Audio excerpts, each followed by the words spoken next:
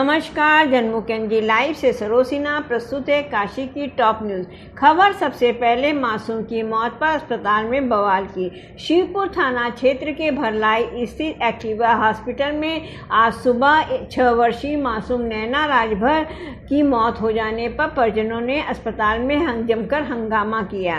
परिजनों का कहना था कि डेंगू से पीड़ित बालिका की अचानक बातचीत करते समय मौत हो गई, जो कि हैरत अंगेज है। परिजनों का कहना था कि बच्ची की हालत बेहतर थी और वह बातचीत कर रही थी कि अचानक डॉक्टर द्वारा इंजेक्शन लगाते ही हालत बिगड़ गई और जब तक कोई कुछ समझ पाता उसकी मौत हो गई। बच्ची की मौत के बाद परिजन आग बबूला हो गए और शव को सड़क पर रखकर चक्का जाम कर दिया।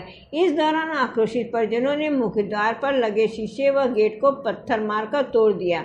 सूचना पाकर मौके पर पहुंची पुलिस ने शव को कब्जे में लेते हुए पोस्टमार्टम के लिए भेज दिया। पीड़ित परिवार जौनपुर जिले के मिसिरपुर तरती थाना नेवड़िया का रहने वाला है। अब यह जांच के बाद ही स्पष्ट हो पाएगा कि बच्ची की मौत बीमारी के चलते हुई या चिकित्सकों की लापरवाही से। हम कहली डॉक्टर साहब अगर न ठीक तरह हुआ तो मेरे बिटिया के मत ले जा, मत भर्ती ले। अच्छा, अगर ठीक तरह हुआ तब भर्ती ले। बच्ची क्या नाम है? नैना। 6,000 तुरंत जमा। 1 दिन का 12,000 का नहीं सुई हाथे में तुरंत दनादन एक दिन अब आराम हो जाई। अच्छा, तुरंत सुई लगवले के बाद आँख जौन किया मुनाई गेलो भैया। अब बात आयुर्वेद संकाय में सीटें बढ़ाने की मांग को लेकर छात्रों के धरने की। बीएचयू आयुर्वेद संकाय में पीजी सीटें बढ़ाने की मांग को लेकर कुलपति आवास के बाहर छात्रों का धरना दूसरे दिन शनिवार को भी जारी रहा। बीएचयू प्रशासन की ओर से फिलहाल 50 सीटें बढ़ाने पर विचार किया जाने और धरना समाप्त करने संबंधी अपील बेअसर साबित हुई।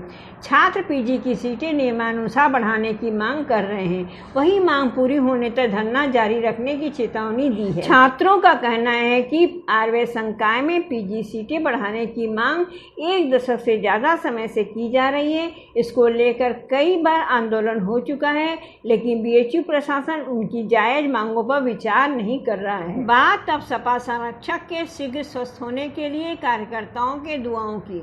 समाजवादी पार्टी के संरक्षक मुलायम सिंह यादव 1 हफ्ते से गंभीर रूप से अस्वस्थ हैं। उनके स्वास्थ्य में जल्द सुधार हो और फिर अपने कार्यकर्ताओं के बीच हो, इसके लिए जगह जगह पूजा पाठ और दुआओं का सिलसिला जारी है। इसी कड़ी में वाराणसी के सिर गोवर्धन गांव निवासी सपाई अजय फौजी ने शनिवार से दंडवत प्रणाम यात्रा शुरू की है।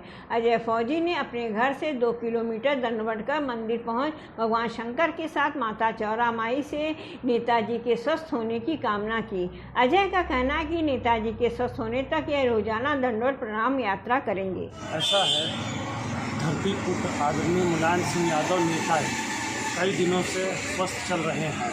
आज से मैं प्रण लिया हूँ कि मेरे घर से 1.5-2 किलोमीटर दूर चौरा माता का मंदिर है, बहुत प्राचीन मंदिर है। मैं यहाँ डेली आऊँगा जब तक नेताजी स्वस्थ न हो जाए और दंडवत करते हुए मैं डेली आऊँगा। अब खबर डेंगू के बढ़ते प्रकोप की। वाराणसी में डेंगू मरीजों की संख्या लगातार बढ़ती जा रही है।